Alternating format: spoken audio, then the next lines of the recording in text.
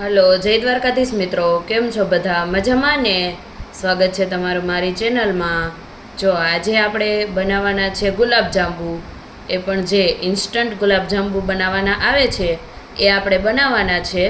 તો ચાલો રેસીપી શરૂ કરીએ. તમે વિડીયોમાં છેલ્લે સુધી બન્યા રહેજો અને જો ચેનલમાં નવા હોય તો સબસ્ક્રાઈબ કરવાનું ના ભૂલતા. અને કોને કોને ગુલાબજાંબુ બહુ ભાવે છે કમેન્ટ કરીને જરૂરથી જણાવજો. તો ચાલો રેસીપી શરૂ કરીએ. સૌથી પહેલાં આપણે જે ઇન્સ્ટન્ટ ગુલાબજાંબુનો જે પાવડર આવે છે એ લઈ લીધો છે. તો હવે આપણે તેને એક વાસણમાં ચાળી અને લઈ લેશું. ચાળીને લેવાથી એની અંદર જે કાંઈ ગાંગડી કે થઈ ગઈ હોય તો એ દૂર થઈ જાય છે.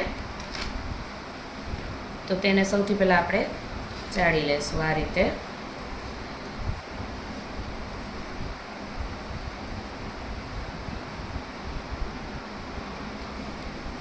આપણે બધા પાવડરને આ રીતે ચાળી લીધો છે એટલે એમાં જરા પણ ગાંગડી કે ના રહે. હવે આ મેં એક પેકેટ લીધું છે એટલે વજનમાં અંદાજે 175 ગ્રામ જેટલો પાવડર છે. તો તેમાં આપણે 600 ml જેટલું દૂધ એડ કરીશું.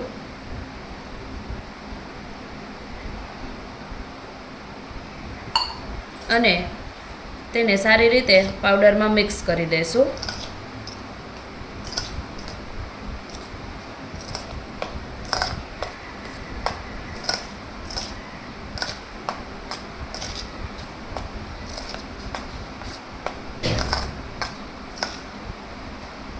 મિક્સ કરી અને પછી આપણે તેને 5 મિનિટ માટે રેસ્ટ આપી દઈશું.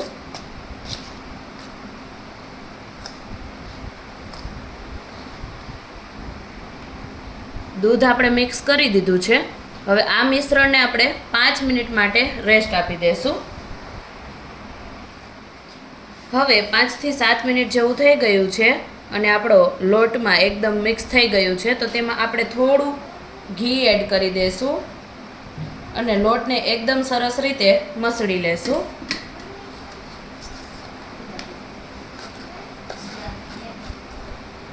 તે એકદમ લીસો થઈ જાય ત્યાં સુધી આપણે તેને મસળી લેશું.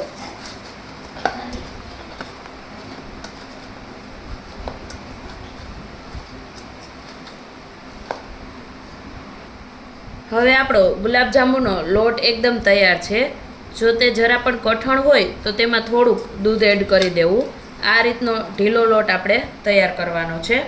હવે આપણે તેમાંથી થોડું લઈ અને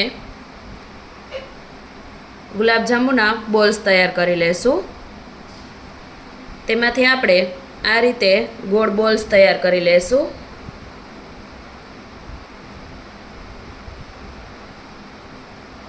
અત્યારે આપણે એકદમ નાના બોલ્સ તૈયાર કરવાના છે કારણ કે તળાઈ અને થોડાક ફૂલાઈ જશે. તો આપણે એકદમ આ રીતે નાના બોલ્સ તૈયાર કરવાના છે. આ રીતે આપણે ગુલાબજાંબુના એક પછી એક બધા બોલ્સ તૈયાર કરી લેશું. બોલ્સ આપણે સાઇઝમાં નાના જ રાખવાના છે કારણ કે જ્યારે તે તળાશે ત્યારે ફૂલાઈને થોડા મોટા થઈ જશે એટલે આપણે તેની સાઇઝ નાની જ રાખશું. અને બોલ્સમાં જરા પણ ક્રેક્સ ના રહે તે રીતે આપણે એકદમ ક્રેક્સ વગરના બોલ્સ બનાવી અને તૈયાર કરશું. હવે બધા બોલ્સ બનાવી અને આપણે તૈયાર કરી લીધા છે. 175 ગ્રામ પાવડરમાંથી આપણે અંદાજે 25 જેટલા બોલ બની અને તૈયાર થયા છે. તો હવે આપણે તેને ઘીમાં તળી લેશું. હવે આપણે ગુલાબજાંબુ તળતા પહેલાં એની ચાસણી બનાવી લઈએ કારણ કે ચાસણીને આપણે થોડીક ઠંડી પડવા દેવી જોશે. એટલે આપણે પહેલાં ચાસણી બનાવી લેશું. તો એના માટે આપણે 600 ml જેટલું પાણી લઈ લીધું છે અને હવે આપણે તેમાં 600 ml જેટલી જ ખાંડ એડ કરી દઈશું. તેમાં આપણે ખાંડ એડ કરી દઈશું. તમે તમારા ટેસ્ટ પ્રમાણે વધારે કે ઓછી ખાંડ એડ કરી શકો છો. હવે આપણે આમાં કોઈ પણ તારની ચાસણી નથી લેવાની. ખાલી આપણી ચાસણી એકદમ થોડીક ચીકણી બને બસ એટલો જ આપણે તેને ગરમ કરવાની છે. એક તેમાં ઉફાણ આવે 1-2 અને થોડીક ચીકણી થાય એટલી જ આપણે ચાસણી લેવાની છે. કોઈ પણ તારની ચાસણી આપણે નથી લેવાની.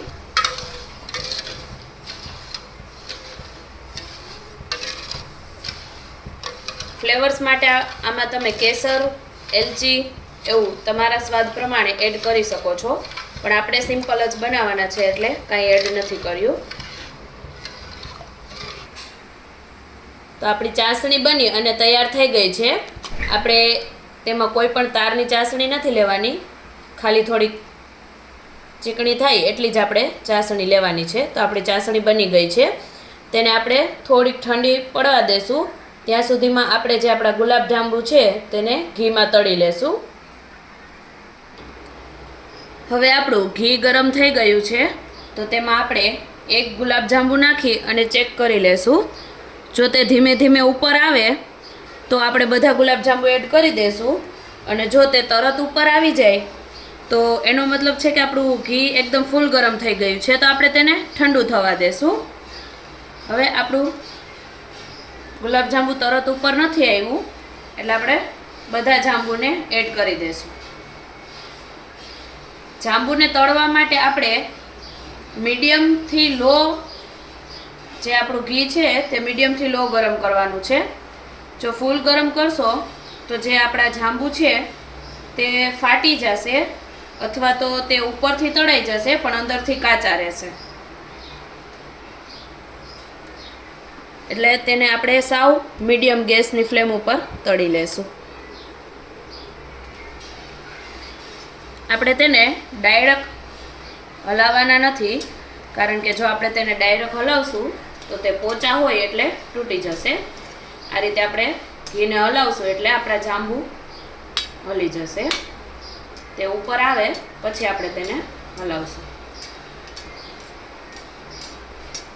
ગોલ્ડન બ્રાઉન થાય એકદમ એવા આપણે તેને તળી લેવાના છે. ગેસની ફ્લેમ આપણે મીડિયમ જ રાખશું. આ રીતે આપણે તેને સાઈડમાં હલાવતા હલાવતા બધા ગુલાબજાંબુને તળી લેશું. જો તે ફૂલાઈને એટલા મોટા થતા જશે એટલે આપણે જ્યારે તેના બોલ્સ વાળીએ ત્યારે એકદમ નાના નાના બોલ્સ વાળવા, કારણ કે જ્યારે આપણે તેને તળશું એટલે તે ફૂલાઈને એકદમ મોટા થઈ જશે.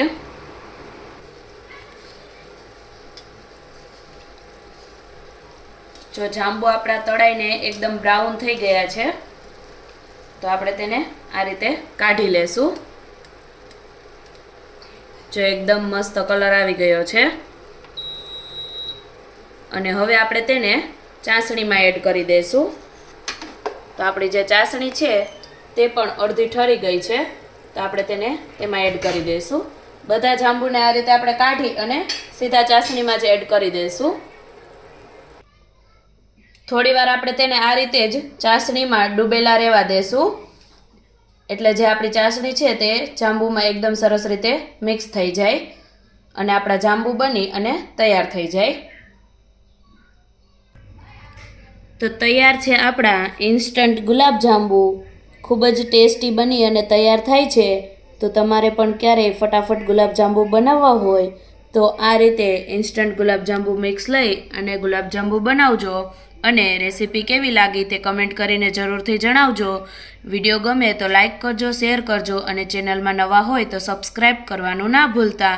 અને આવી બીજી ગુજરાતી વાનગીઓના વિડીયો જોવા માટે એકવાર અમારી ચેનલની અવશ્ય મુલાકાત લેજો.